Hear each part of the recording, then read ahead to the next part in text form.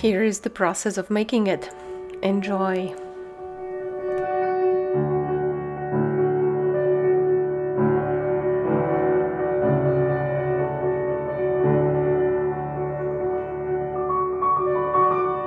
Any air bubbles? I hope not. Can you feel it? I don't feel anything. Nice.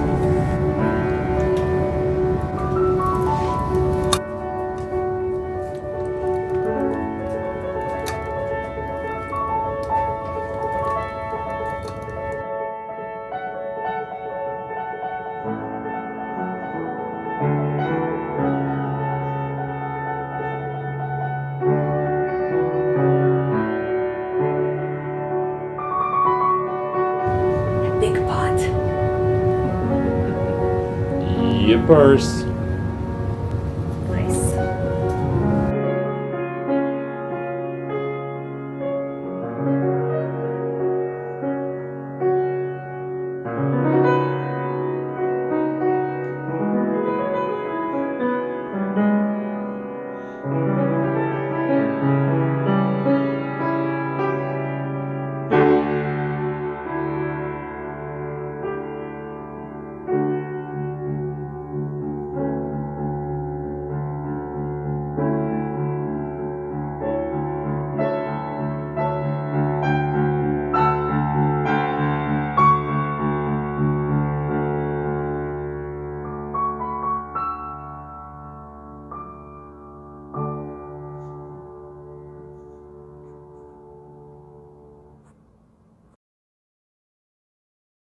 Coiling technique is very versatile. You can pretty much make anything out of coils.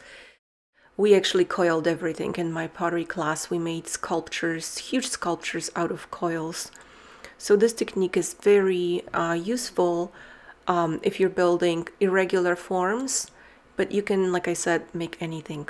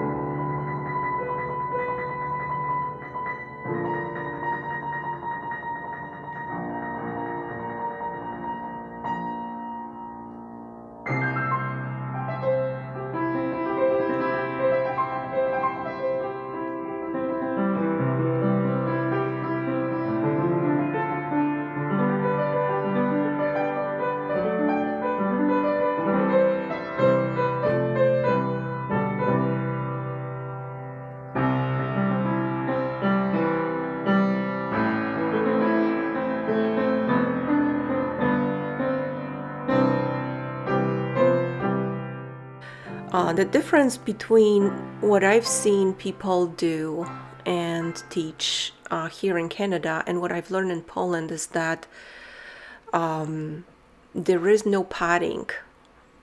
People just don't pad the clay enough. And when I went to pottery school, we just had a wooden spoon and a fork and a butter knife, and those were the tools we used to create anything.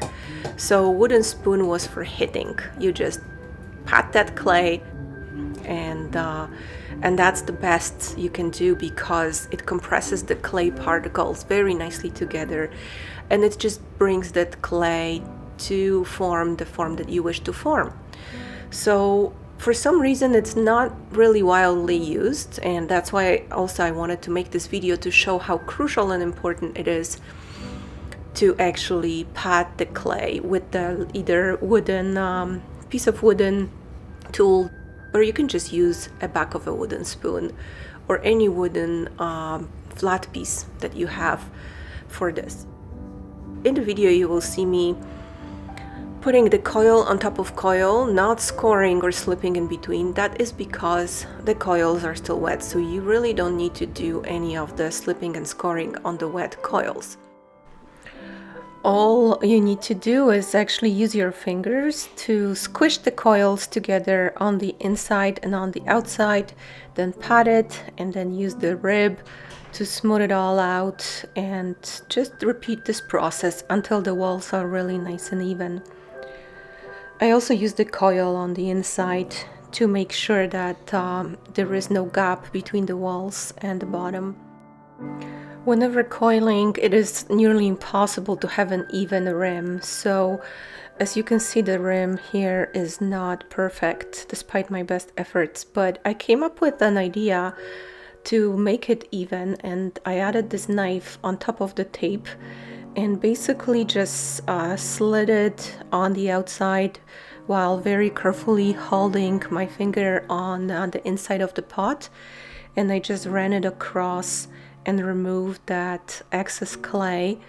So the idea behind it was basically that the walls will have the same height as the height of this tool that I made, and it worked quite well. The clay was still soft, so here it was not peeling as great. I would recommend probably waiting a little bit longer, but it did work, and actually it was quite even.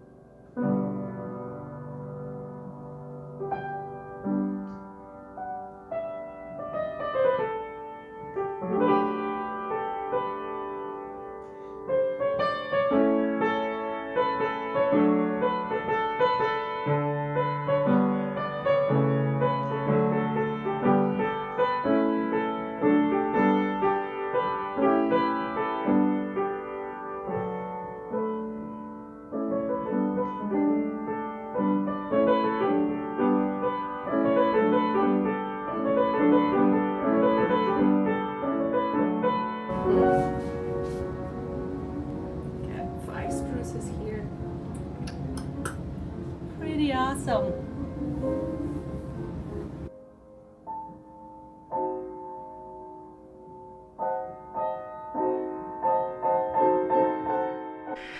I hope you enjoyed this video, and maybe you'll get to try to build your own pot at home as well.